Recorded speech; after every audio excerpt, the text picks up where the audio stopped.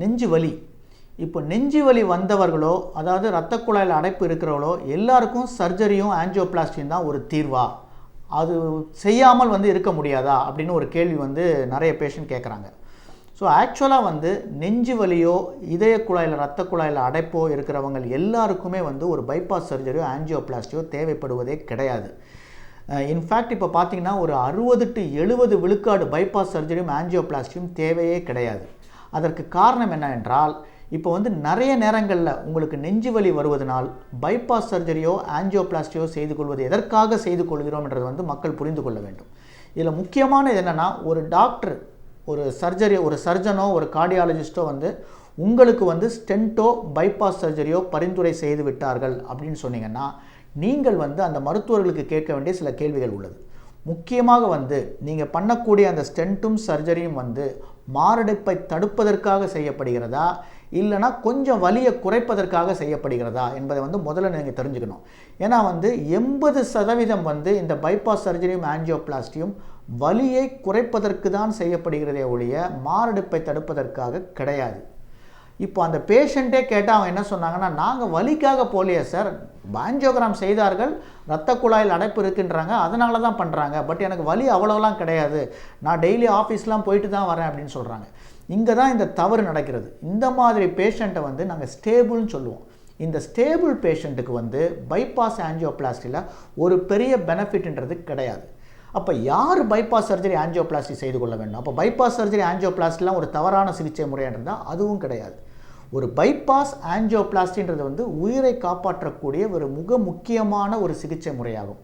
ஆனால் அது எப்பொழுது செய்ய வேண்டும் என்றால், அதாவது எல்லா சிகிச்சை முறையும் தோல்வி அடைந்து விட்டது, மருந்து மாத்திரைகள் சாப்பிட்டோம், எங்களுக்கு வலி குறையவே இல்லை, மாரடைப்பு வந்து கொண்டே இருக்கின்றது, அதே நேரத்தில் இந்த இஇசிபி சிகிச்சை முறை இதைத்தான் முதல் சிகிச்சை முறை.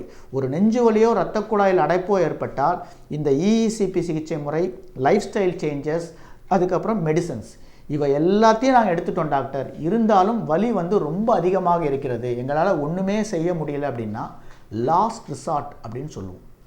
இந்த லாஸ்ட் ரிசார்ட்ன்றது ஒரு மிக அதிகமான ரிஸ்க் உள்ள ஒரு ப்ரொசீஜரை உங்ககிட்ட நாங்கள் கொண்டு அதை அட்டன் பண்ண போகிறோம்.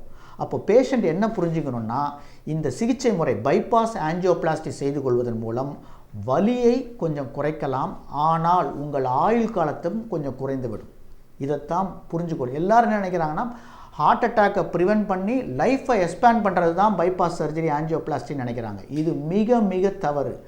இப்போ எந்த மாதிரி பேஷண்ட்னா, சில நேரத்தில் இதை மாதிரி பேஷண்ட் இருக்காங்க, சார் எங்களுக்கு வலி தாங்க முடியல, நாங்கள் ஒரு 3 மாதத்துக்கு ஒரு தடவை அட்மிட் ஆகிட்டே இருக்கோம், இது ஒரு வாழ்க்கையே கிடையாது, எனக்கு வலி இல்லாமல் செய்து கொடுங்கள், என்னோடய வாழ்க்கையோட லைஃப் டைம் கொஞ்சம் குறைந்தாலும் பரவாயில்லைன்றவங்களுக்கு தான் இந்த பைபாஸ் சர்ஜரி ஆஞ்சியோபிளாஸ்டியும். ஏனென்றால் இந்த ப்ரொசீஜர் செய்து கொள்ளும் பொழுதும் ரிஸ்க் ரொம்ப அதிகம்.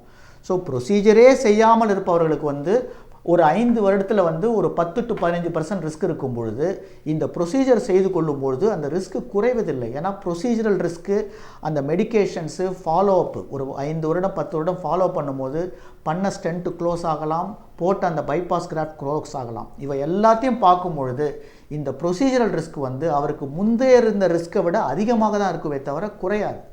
அப்போது இந்த மாதிரி சிகிச்சை முறை அன்ஸ்டேபிள் பேஷண்ட், எதுவுமே அவங்களுக்கு நிவாரணம் கொடுக்கவில்லை என்ற பொழுது தான் அட்டன் பண்ண வேண்டும். ஆனால் இப்போ என்ன பண்ணிட்டாங்கன்னா, முதல்ல ஒரு நெஞ்சு வலி வந்தால் ஒரு இரத்த குழாயில் அடைப்பை பாற்ற உடனே ஒரு பைபாஸ் ஆஞ்சியோபிளாஸ்டி செய்து கொண்டிருக்கிறார்கள். இப்போ இன்னும் இது கார்பரேட்டேஷனே சொல்லலாம். இப்போ இன்னும் என்ன பண்ணுறாங்கன்னா, ப்ரிவென்ஷனாக, இப்போ நிறைய பேஷண்ட் சொல்கிறாங்க, எதுக்கு சார் பைபாஸ் பண்ணீங்க, நீங்கள் எதுவுமே கேட்கலையா அப்படின்னு கேட்கும்போது, இல்லை சார் நீங்கள் நல்லா இருக்கும்பொழுதே ஒரு பைபாஸ் பண்ணிவிடுங்க, உங்களுக்கு நாளைக்கு அட்டாக்லாம் வராது, அட்டாக் வந்த பிறகு சிக்காயிருவீங்க, அப்போ சர்ஜரி பண்ணுறது ரொம்ப கஷ்டம் அப்படின்றாங்க. இதை எப்படி நம்ம புரிஞ்சுக்கிறாங்கன்னு தெரியல. அதாவது ஒரு சர்ஜரின்றது ஒரு சிக் பேஷண்ட்டுக்கு கொடுக்கக்கூடிய ஒரு சிகிச்சை முறையாகும். அதை தயவு செய்து நல்லா இருக்கவங்களுக்கு கொடுக்காதீங்க.